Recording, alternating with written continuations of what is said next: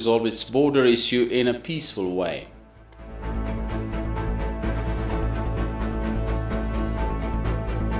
And Africa CDC suggested African nations to take example of Kenya and Ethiopia.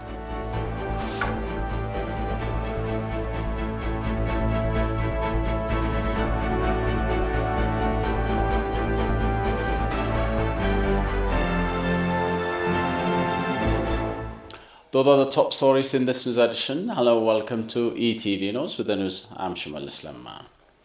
The House of People's Representatives has passed a decision to establish an independent team in charge of addressing human rights violations related to deaths, displacements, and property damages, as well as leading rehabilitation activities. Members of the independent team are to be drawn from the Parliament, it is indicated. The team is said to be tasked with the responsibility of supervising illegal activities against citizens, monitoring trends, and forwarding recommendations to the House. The House has unanimously approved the resolution forwarded regarding recent attacks that targeted civilians in Matakkal, Benishangul Gumuz region and other parts of the country. The attacks and displacements are getting complicated and worse due to involvement of some elements that have hidden political agenda aimed to disrupt the reform in the country. The House has also put directives in a way to further tighten law enforcement measures and reinforce rehabilitation works. House members also urged the government to tighten law enforcement measures to identify regional leaders that might have involved in the issue and bring them to justice, and take legal and political measures and announce the results to the public.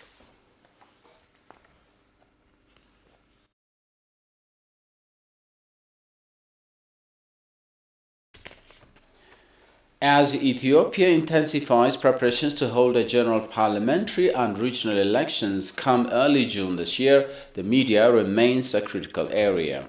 Media is a powerful tool with the responsibility of adding fuel to the fire already igniting from a deeply divided ethnic politics, or alternatively, a pacifying factor with independent and professional approach during elections. The remark came when ETV sat down with a media expert named Nuguse Meshesha.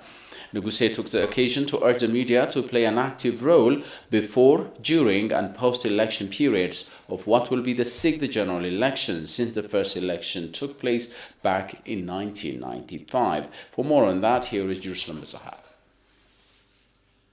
Media is essential to democracy. Both civilized and transitional, and a democratic election is impossible without media, according to some scholars. Thomas Jefferson wrote on the importance of a free press to keep government in check. In a message delivered to Edward Carrington, whom Jefferson sent as a delegate to the Continental Congress from 1786 to 1788, Jefferson argued that if he had to choose between a government without newspapers or newspapers without a government, he said he should not hesitate a moment to prefer the latter. Nuguse's reflection on this very idea shed light on the matter. I would argue in a way that the media plays paramount role in that. Media is believed to be the oxygen for democracy. So when we think of media's role in democracy cannot be really practiced without the active participation of media. So media needs to have a vibrant role where citizens can make open discussions, citizens can entertain their views and opinions without fear or favor. A free and fair election is not only about the freedom to vote and the knowledge of how to cast a vote, but also about a participatory process where voters engage in public debate, he pointed out. The process, he added, helps voters have adequate information about parties, policies, candidates, and the election process itself in order to make informed choices. That explains why the media must be at the forefront in informing and making citizens active during the polls. Democratic governments are known for giving the citizens the right to vote, the right to elect their electorates, and that cannot be done without the informed citizenry. So citizens would be informed mainly through mass communication channels. We do usually have a pre-election stage in democratic elections. We do have while election and the post-election periods. So in those three periods of election, the media would play its active role and can make citizens active in deciding who should come to the position, to the political position, and who should rule the government. And that's why we need the media. Reflecting on the existence of more than 85 languages and ethnic groups in the Horn of Africa nation, Neguse said the media should be democratic enough to serve the people of Ethiopia professionally and in a responsible manner. Ethiopia is a melting pot where diverse political views, diverse cultures, diverse religious groups, diverse interest groups, and others would play in the political system of the nation. Therefore, the media needs to be independent from any of the vested interests that can put every pressure on media. So media independence is a key aspect of how we practice professional journalism. Professional journalism would be one of the vibrant force for democratic practices or democratic exercise. Therefore, every media, either print, electronic, or the social media that we come to use in the 21st century with the coming of the information communication technology. Of course, we have misutilized it, but still, it has got the social media has got its own use in the political arena, in the political sphere. Therefore, all media, especially in Ethiopian election, which has been hoped to be democratic, which has been hoped to be the time in which Ethiopia would see a better light in its political history, where people who got real election votes would come and serve the people or rule the government. Neguse urged the government, political parties, academicians, media houses, and the citizens to use the occasion for speeding up the nation's progress towards a true and transparent government.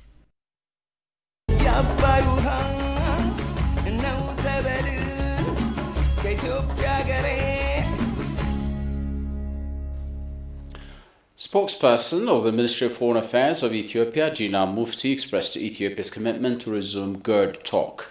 Dina said it was Ethiopia's initiation to establish an international panel of experts for unbiased and reliable scientific findings about the dam. Kasan Jani reports. Foreign Affairs Ministry spokesperson Ambassador Dina Mufti said the dam has been proved to lessen the effects of the recurring flooding in Sudan. According to the spokesperson, the dam will also provide a cheap and environmentally friendly source of energy. As long as the trilateral negotiation is concerned, we still believe that GERD is beneficiary to the Sudanese because it reduces sedimentations, it gives Sudanese a cheap electricity which is environmentally sound and healthy. It also lessens the flood which the Sudanese are affected with very regularly. Ambassador Dina stated that due to regulated water flows, Sudan is expected to expand its agriculture and a dam will reduce sedimentation in Sudanese farmlands.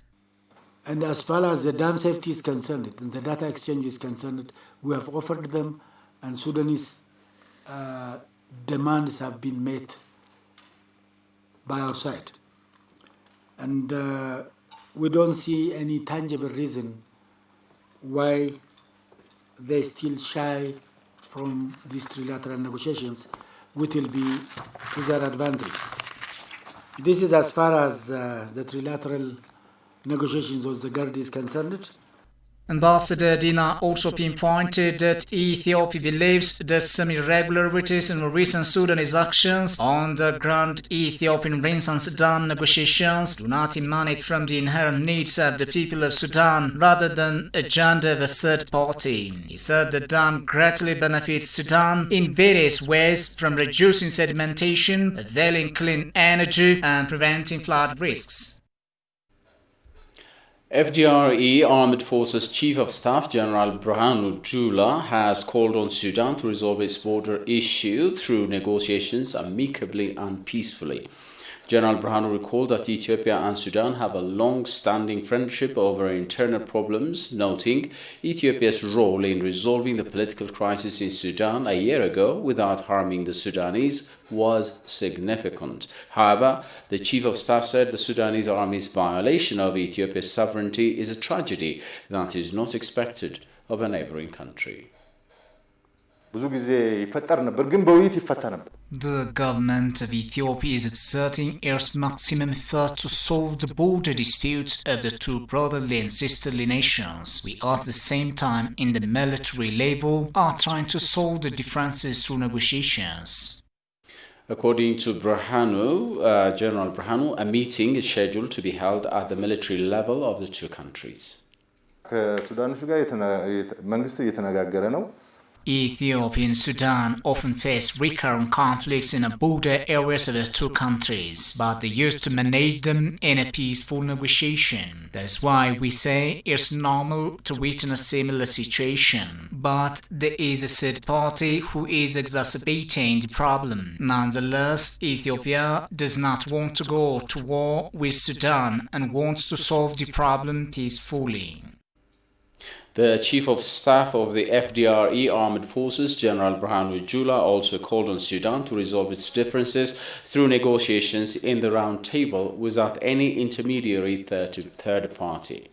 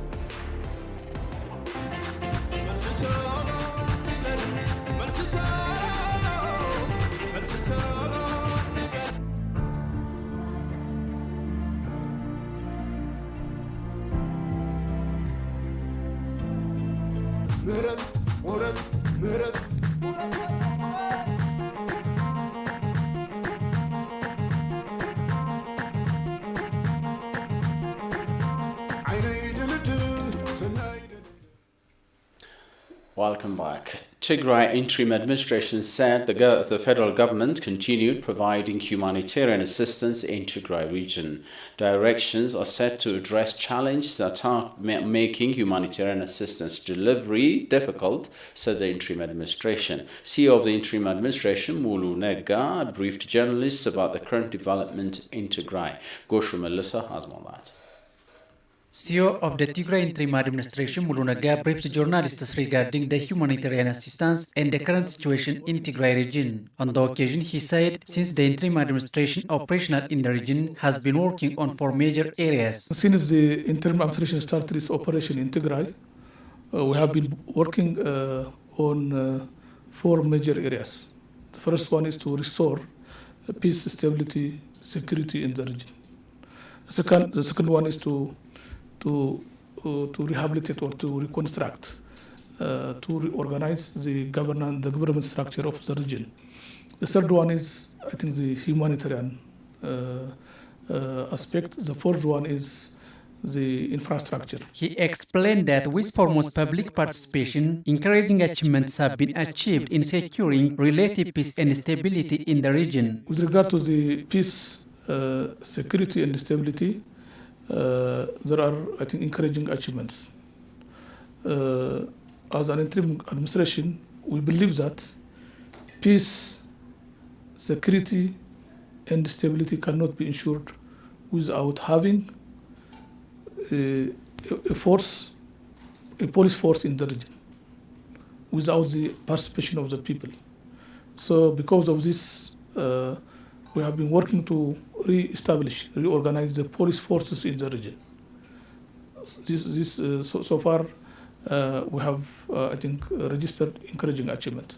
The Tigray people has been, I think, supporting in this regard by providing information towards the operation. So this is also encouraging. Saying the federal government has continued providing basic humanitarian assistance, Mulu didn't hide the fact that there were problems while distributing the assistance. From the very beginning, the federal government has already provided some support, especially supply in terms of food, especially from Shire and next from Mekelle. But the problem was not lack of supply, but the problem was because of lack of transportation for distribution. This was the problem. The second problem was, bottleneck was because of the security issue. The operation was going on at that time. We need to have a convoy, some patrol. Because of this transportation and the security issue, there was a delay in the distribution of these food supplies. The interim administration said that directions set up to address issues that make difficult to deliver humanitarian assistance. We identified the bottlenecks, and finally we set directions on how to address these problems.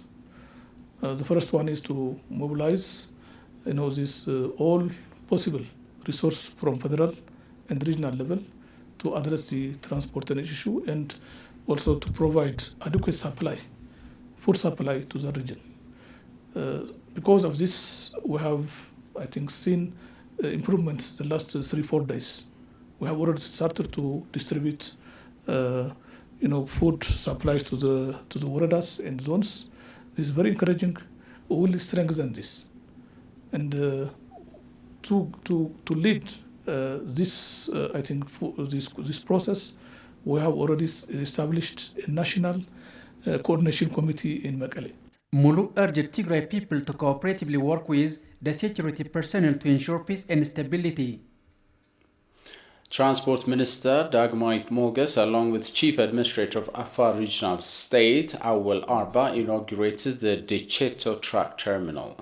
Built on 12 hectares of land, the terminal has the capacity to accommodate 750 trucks. In her remarks, Dagmait said the terminal, which was built along Ethiopia's-Djibouti route, will have a multifaceted benefit in facilitating Ethiopia's import-export trade.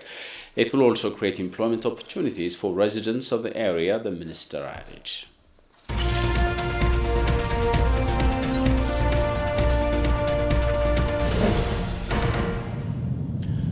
In our business update, the consumers say oil prices have risen sharply. It is also stated that the price of 5 liters of oil has been increased by more than 100 birr.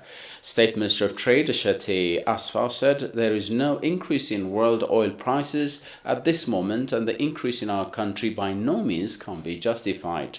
According to Shetty, the claimed reason behind the increment is the increment of tax, but the tax increment is not as high as the extent of the current increase in oil price. The Ministry of Trade is ordering producers and sellers to alter this huge and unfair increase in price. They have discussed with producers and distributors on the issue of easing their economic influence for the public. The State Minister said the government will take legal action if the oil producers and distributors do not return to normal.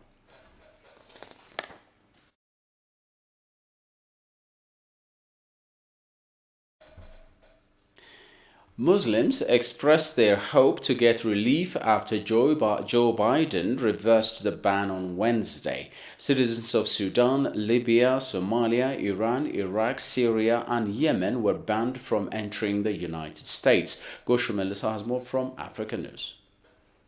Hope and relief for Muslims were banned by the former U.S. President Donald Trump in January 2017. In keeping to his word, President Joe Biden reversed the ban on Wednesday after his inauguration. It will be an opportunity for citizens who can travel to the United States, where American universities are of the best in the world. Doctors can apply to work in American hospitals. And of course, the Trump administration became something from the past. It was not only politically racist to Arabs and Muslims, they were also politically racist to the Mexicans.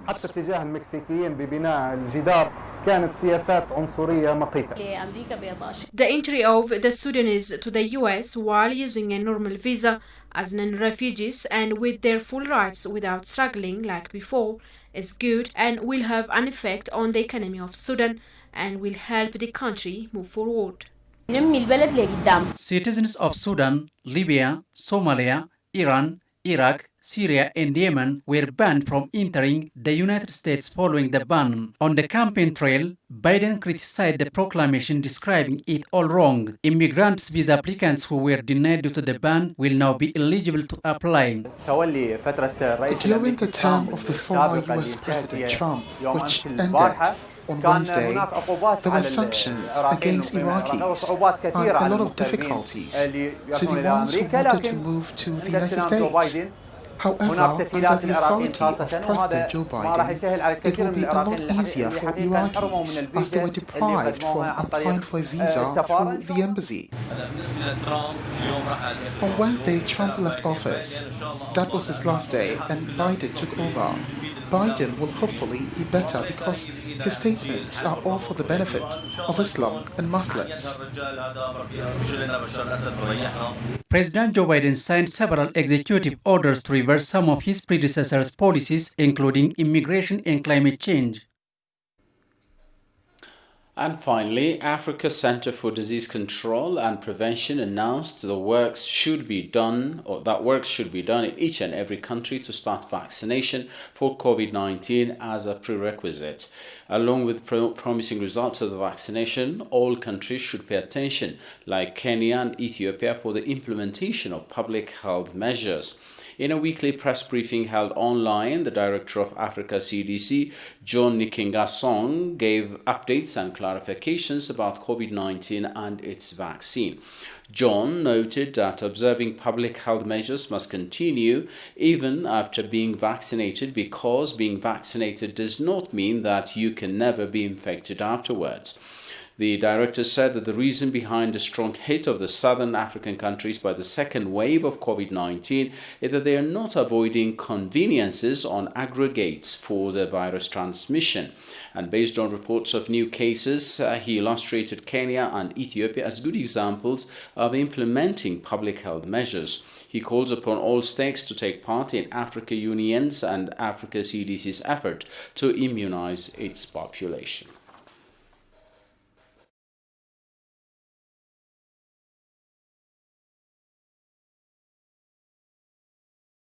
Well, that's it in this news edition, but before we wrap up, a reminder of our top stories this hour. Armed Forces Chief of Staff General Burhanu Jula called upon Sudan to resolve its border issue in a peaceful way.